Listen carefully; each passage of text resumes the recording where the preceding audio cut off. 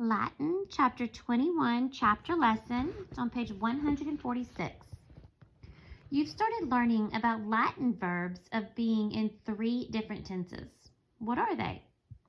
That's right. They're the present, future, and past tense. You see if you can chant the forms for sum, aram, and ero now without thinking about them too hard. In this chapter, you are going to learn endings that can go on almost any verb to change it into the past tense. That means that if you add these endings to a verb, the endings change the verb so it is talking about action that has already happened. For example, in English, I am looking at the crown is the present or right now tense. If you said, 5 hours ago I was looking at the crown, that would be the past tense. The past tense is also called the imperfect tense, and that is what we will call this tense and its endings from now on, the imperfect tense and imperfect tense endings. Take a look at the endings in the following table and notice how similar they are to the imperfect forms of some. Remember, these endings are added to verbs. They are not words that can stand alone. A little hint is the little dash in front of the endings indicates that these are endings and not standalone words.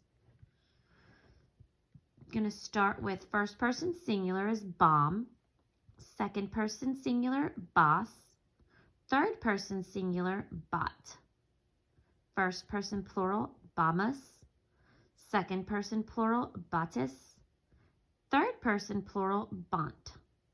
Notice that some of them have even the same endings. I'm seeing a lot of the same endings, especially from some. So I want you to practice chanting these endings with the same rhythm as the OST chant. They are so fun to say. Here are some simple sentences. To add an ending to a Latin word, we take the stem of the verb, then add the ending. For instance, the stem of specto is specta. Now that we know the stem, we can add the imperfect endings to specta, like this. Specta plus bomb will equal spectabomb. I was looking at. Specta plus boss will equal spectaboss. You were looking at.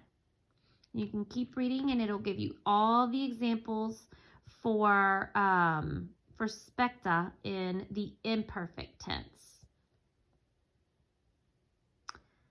You can even look at the following sentences. They used specto coronum. I am looking at the crown. I look at the crown. But then if you add it to spectabom coronum, I was looking at the crown. That changes it to the imperfect tense. Don't forget to study the endings for our imperfect tense. It will be on your quiz on Friday. Good luck.